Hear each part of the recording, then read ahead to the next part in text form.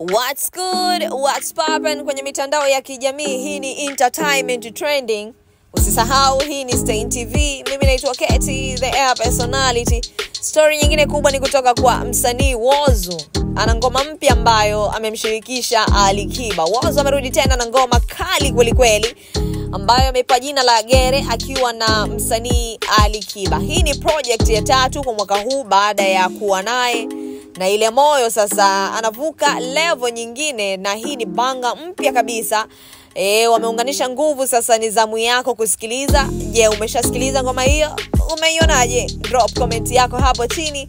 Tuandikie kile ambacho umekiona kwenye wimbo wa Ali Kiba pamoja na Whozu Gere.